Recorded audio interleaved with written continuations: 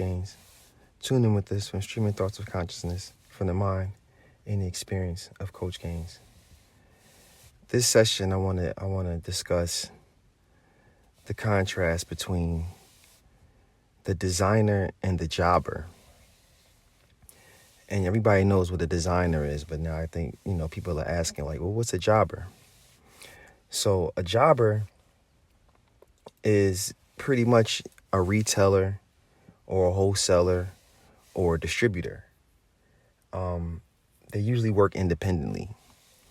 So, some of the early ready-to-wear fashion, some of the early, off-the-rack fashion, it started humble. It was dead stock from the military. It was vintage. It was leftovers from, fishing gear and farming gear that was sold in, certain rag houses or certain flea markets or certain boutiques in the cities. So people would, be able to, whatever was left over from the larger buy-in from the uniformed goods that would be for the helping hands or would be for the military. There's leftovers, there's dead stock, there's things that get, recalled or, things that get updated. So the leftovers end up in these retail channels. So that's where people who weren't, who were just independent or just wanted something to wear or weren't working anymore or just wanted something, to wear or alter or take home and fit, outside of what they were making themselves at home. They would go to these places and buy this surplus. So things started getting popular. And now another one of the early things that were mass produced was outerwear and jackets and cloaks and shawls, post Civil War fashion. The elite had their uniforms, the elite had their jackets, and then, jobbers would take these jackets and then they would start to create inventory from those jackets, inventory from those looks, and then they would sell that to, sell that in these particular retail channels in inner cities. So that moved into housewear.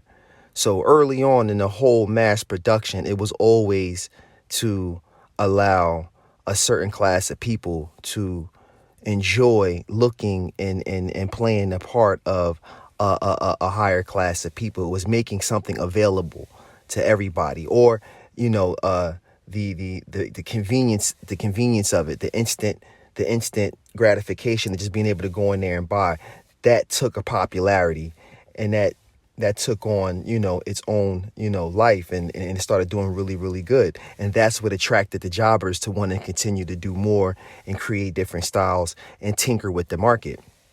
So this is the beginning of the specialty boutique, how things get made, how people want things, tastemaker. All of this is the kind of the beginning of that. So I thought that was very interesting. So beyond the outerwear, what really took root, what really started really going far was the women's wear. The women's wear was what really did good. And it was so that the housewives can have house dresses and dresses where they wouldn't look like the help.